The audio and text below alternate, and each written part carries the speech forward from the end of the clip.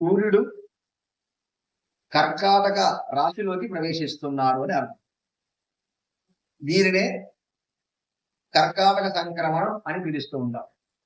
సూర్యుడు కర్కాటక రాశిలోకి రావడం వలన దక్షిణాయనం ప్రారంభమవుతూ ఉంటుంది.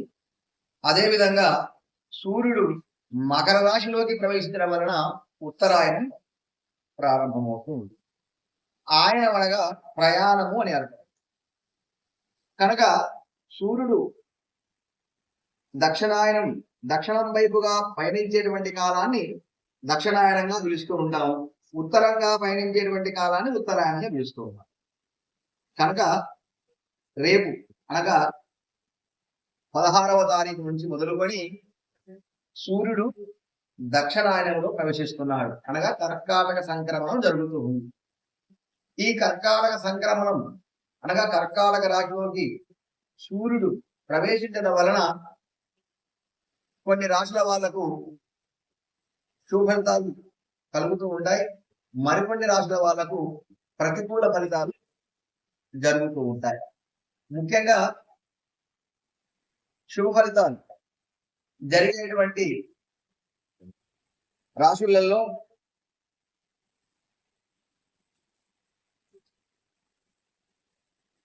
వృషభ రాశి వారికి 3వ స్థానంలో రవి ప్రవేశిస్తున్నారు. అదేవిధంగా కన్యా రాశి వారికి 11వ స్థానంలో రవి ప్రవేశిస్తున్నారు. తులారాశి వారికి 10వ స్థానంలోను, కుంభరాశి వారికి 6వ స్థానంలోను కర్కాటక రాశిలో రవి ప్రవేశించడం వలన ఆయా స్థానాలలో ఆ రాశుల వాళ్ళకు రవి ప్రవేశం జరుగుతుంది.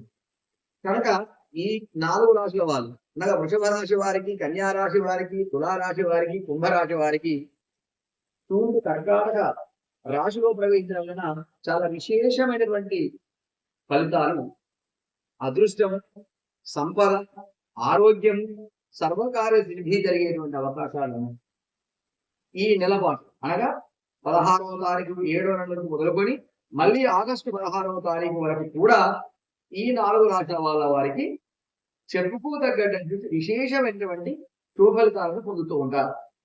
అనుకున్నటువంటి పనులన్నీ నెరవేరుతుంటాయి. ఆరోగ్య విషయంలో చాలా ఉత్తమంగా ఉంటుంది. అదేవిధంగా అనుకోకుండా ధనాదాయం జరుగుతూ ఉంటుంది. సర్వకార్యములు కూడా విజయం లభిస్తూ ఉంటుంది. ఏ పని చేసినా కూడా విజయవంతం అవుతూ ఉంటుంది ఈ రాష్ట్ర వాళ్ళు. కనుక ఈ 4 రాష్ట్రాల వాళ్ళకు చాలా బాగుంటుంది, అదృష్టం కలిసి వస్తుందని చెప్పవచ్చు. మిగతా రాశులు అనగా మేషరాశి వారికి 4వ స్థానంలో రవి, కర్కాటక రాశి వారికి జన్మ రవి, అదేవిధంగా సింహరాశి వారికి ద్వాదశంలో వ్యయ స్థానంలో రవి, ధనుసు రాశి వారికి అష్టమంలో రవి.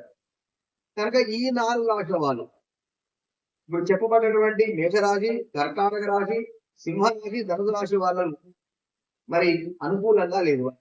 కర్కాటక రాశిలో రవి ప్రవేశం వలన వారికి ప్రతికూల పరిస్థితులు వచ్చేటువంటి అవకాశం ఉన్నారు. ఆరోగ్య విషయంలో కావచ్చు, ధన విషయంలో కావచ్చు, ఉత్సాహం విషయంలో కావచ్చు, లాభ విషయంలో కావచ్చు, ఇతరత్ర ఏ రంగంలోనైనా వారికి ప్రతికూలమైనటువంటి పరిస్థితులు ఉన్నాయి కనుక కొంత వారు ఈ నెలపాటు కొంత జాగ్రత్తలు తీసుకోవడం అవసరం. తప్పకుండా ఎవరికైతే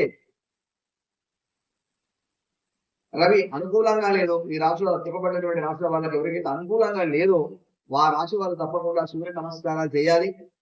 ప్రతి ఆదివారం సూర్య నమస్కారాలు చేయాలి. ఆదివారం నాడు మరి గోధుమ